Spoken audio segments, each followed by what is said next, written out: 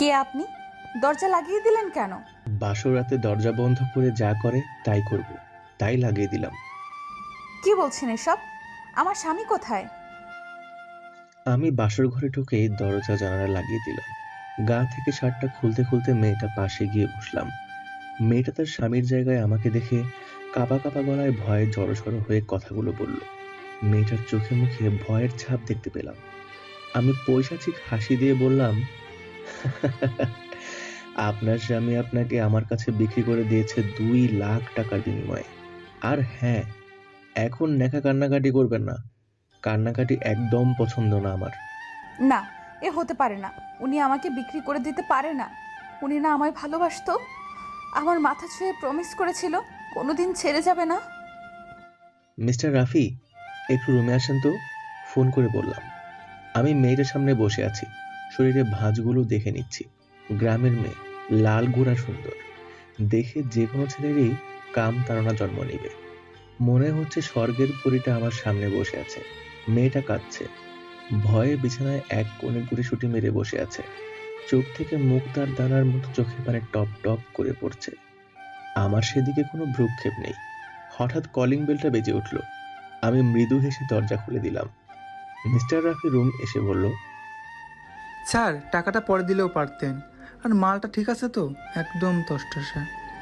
আমি 2 মাস প্রেম করলেও একটাবারও শুয়ে দেখিনি। একদম ভার্জিন। আপনি আমার জীবনের প্রথম কাস্টমার। আপনার বিশ্বাস ঠিক রাখতে পেরেছি বলে মনে করি। হ্যাঁ মিস্টার রাফি, আমি জানি। আপনার সম্পর্কে মিস্টার নাজমুলের কাছে সব শুনেছি। ধন্যবাদ স্যার, এই অধমকে এতটা বিশ্বাস করার জন্য। কথাটা শেষ করার আগেই ঠাস ঠাস করে মেয়েটা রাফির গালে চড় বসিয়ে দিল। তোর লজ্জা করেনি আমাকে মিথ্যা ভালোবাসার প্রতিশ্রুতি দিতে? কেন এই কষ্টের বুকে ভালোবাসার ফুল ফুটিয়েছিলি? তোর কোনো দিন ভালো হবে না। আমি মা বাবা হারা এতিম মেয়ে তোকে অভিশাপ দিচ্ছি। রাফি চলে গেল। চলে যাওয়ার আগে মেয়েটার দিকে কেমন করে তাকালো। আমি রাফি সাহেবের অদ্ভুত ধৈর্য ক্ষমতা দেখে হতবাক। এই জন্যই এইসব ধান্দা করতে পারে। মেয়েটা আমাকে অবাক করে দিয়ে যখন নিজে দরজা লাগিয়ে দিল, তখন বিস্ময়ের দৃষ্টিতে মেয়েটার দিকে তাকালাম। চোখ দিয়ে টপ টপ করে পানি পড়ছে এখনো। সত্যি মেয়েটাকে আল্লাহ সত্যি মেয়েটাকে আল্লাহ তাআলা বিশেষ সৌন্দর্য দিয়ে সৃষ্টি করেছে। যতই দেখছি মেয়েটার মাঝে হারিয়ে যাচ্ছি।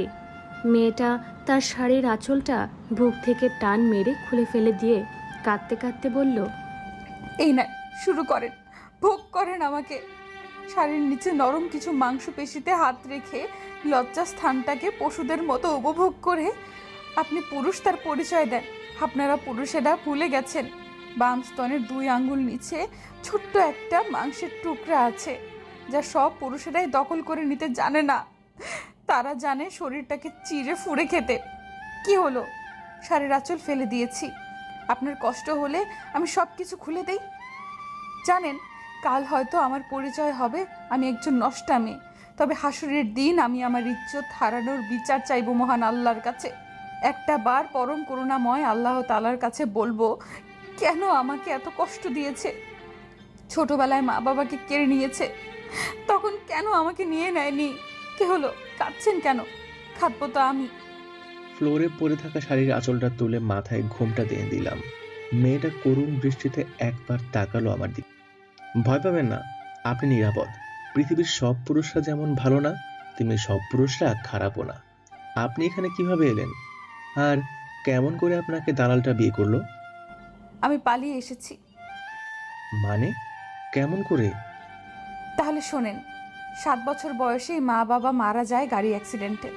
তারপর মামা মামির কাছে বড় হই। মামি আমাকে দু চোখে দেখতে পারতো না।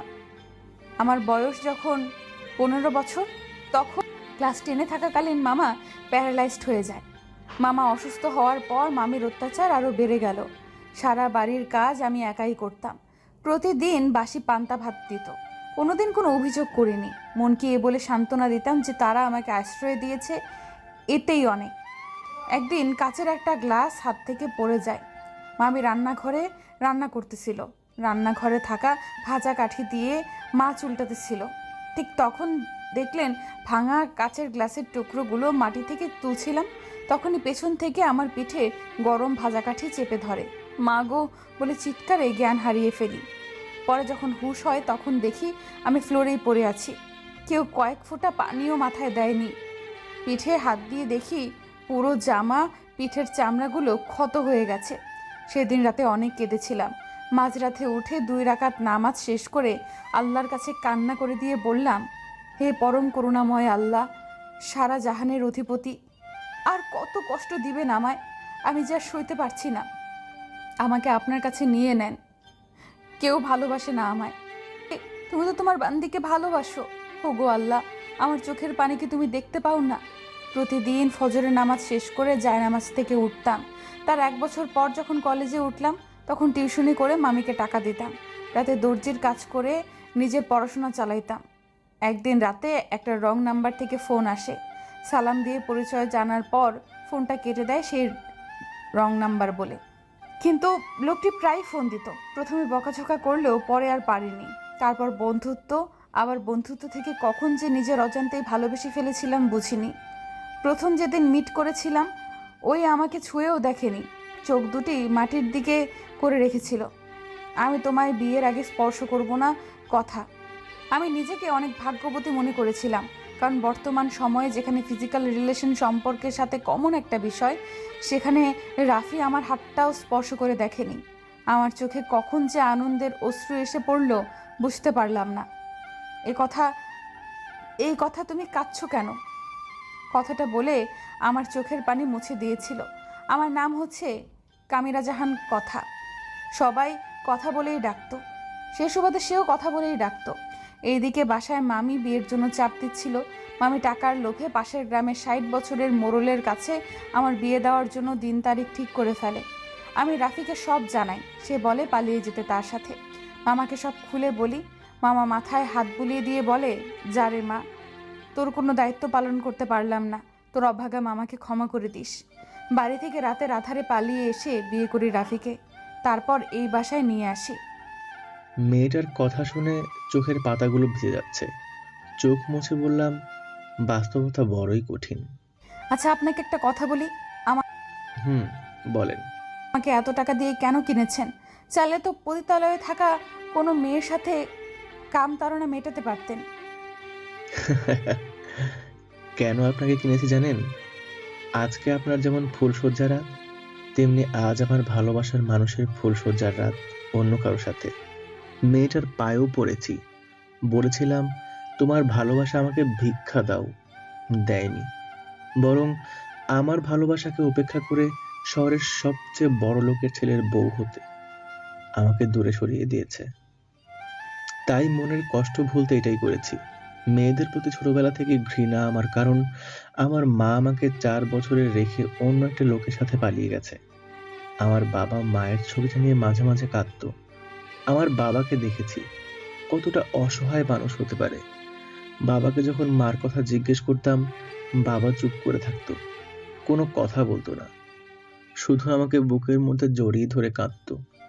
যখন একটু বড় হলাম, 5ম শ্রেণীতে পড়ি, তখন বুঝতে পারি যে আমার মার চরিত্র ভালো ছিল না। পাড়ার লোকে নানান প্রকার কটূক্তি ছিল। বাবা তাদের কথায় কান না দিয়ে থাকতো, বাবা তাদের কথায় কান না দিতে বলতো। আমার বাবা আমার কষ্ট হবে জেনে দ্বিতীয় বিয়ে করেনি, অথচ বাবা চাইলে আম্মুর যে সুন্দর মেয়েকে বিয়ে করতে পারত, কারণ আমাদের অর্থ সম্পদের কোনো অভাব ছিল না। দিনগুলি ভালোই কাটছিল। কলেজে উঠে সাথী নামের একটা মেয়ের বাঁকা চাহনির মায়ায় নিজেকে জড়িয়ে ফেলি।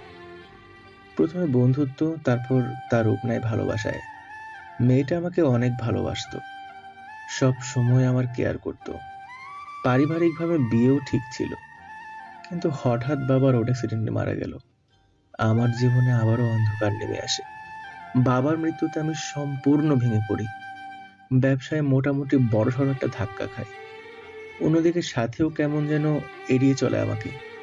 রাত 3টা পর্যন্ত ফোন ব্যস্ত দেখায়।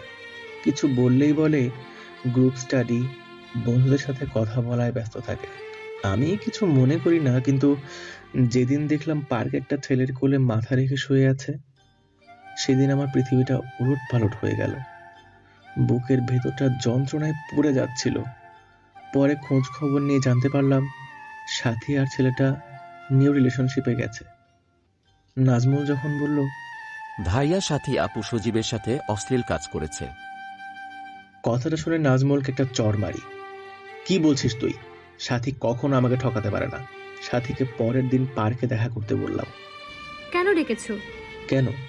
ভালোবাসার মানুষকে ডাকতে পারি না? তা পারো। তুমি জানো না সামনে আমার এক্সাম? তাই বুঝি?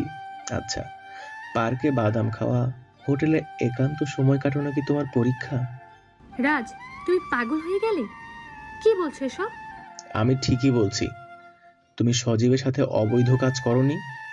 আমার কাছে তোমার সবকিছুর প্রমাণ আছে। করেছি, কারণ তুমি রোমান্স করতে পারো না। তোমাদের কি আছে? রাফি এখন বাংলাদেশের নামকরা ধনী। সাথীর মুখে কথাটা শুনে চমকে গেলাম। এই কি আমার ভালোবাসার সাথী? না, সময়ের সাথে মানুষটাও পরিবর্তন হয়ে গেছে। সাথী যাওয়ার আগে বলে গেল, আমার সামনে যেন তোকে কোনো দিন না দেখি। আমি পার্কে দাঁড়িয়ে ছল ছল চোখে তাকিয়েছিলাম সাথীর চলে যাওয়ার দিকে। যেদিন সাথীর বিয়ে হয় সেদিন তার কাছে খুব করে কেঁদেছিলাম, কারণ তাকে এক মুহূর্তের জন্যও ভুলতে পারিনি। কিন্তু সে আমার বুক ফাটানো আত্মচিৎকার শুনেনি। আজ সে নিজেকে বিলিয়ে দিতে ব্যস্ত। কি হলো? আপনি কাঁদছেন কেন? আপনার কষ্ট আমার চেয়ে অনেক বেশি। না, ছেলেদের কোনো কষ্ট নেই। কে বলেছে কোনো কষ্ট নেই? আমি বলছি। ভুল বলছেন আপনি। আচ্ছা বাদ দিন, আপনার সাথে দুর্ব্যবহারের জন্য ক্ষমা প্রার্থী। আমাকে ক্ষমা করবেন। আপনি ঘুমিয়ে পড়ুন। যদি ক্ষমা না করি? কেন করবেন না? আচ্ছা, ক্ষমা করব, এক শর্তে। কি শর্ত? আপনার মনের ছোট্ট ঘরে এক টুকরো জায়গা দিতে পারবেন? আপনার পায়ের নিচে চিরজীবনের জন্য একটু ঠাঁই দিবেন? এসব কি বলছেন? মেয়েদের আর কোনোদিন হয়তো বিশ্বাস করতে পারবো না। আর আমি একটা কালো মেঘের টুকরোর মতো। আপনার জীবনটা কেন নষ্ট করবেন? আপনি হয়তো ভুলেই গেছেন, দুটি কালো মেঘের সংঘর্ষে বৃষ্টি ঝরে পড়ে, সেখান থেকে সবুজের সৃষ্টি হয়। মেয়েটার করুণ চোখে এই প্রথম ভালোবাসা দেখতে পেলাম। মেয়েটার চোখের পানি মুছে দিয়ে কাছ টেনে নিলাম। পরের দিন কথাকে বিয়ে করি। প্রায় 5 বছর পর রাইসাকে কোলে নিয়ে বসে আছি। কথা আর আমার মেয়ে রাইসা দেখতে ঠিক মায়ের মতোই মনে হয়েছে। কথা কিচেনে রান্না করছে, আমি টিভি দেখছি। হঠাৎ একটা নিউজ দেখে চমকে উঠলাম। স্বনামধন্য ব্যবসায়ীকে পরকীয়ার দায়ে তার স্ত্রী খুন করলো। টিভিতে সাথীর ছবিটা দেখে মনে মনে বললাম, নিশ্চয়ই আল্লাহ তাআলা উত্তম বিচারকারী। চোখ থেকে নিজের অজান্তেই এক ফোঁটা পানি গড়িয়ে পড়ল। আল্লাহ ছাড় দেন কিছু সময়ের জন্য, কিন্তু একেবারে ছেড়ে দেন না। কাউকে কাঁদালে আপনাকেও কাঁদতে হবে, আজ না হয় কাল।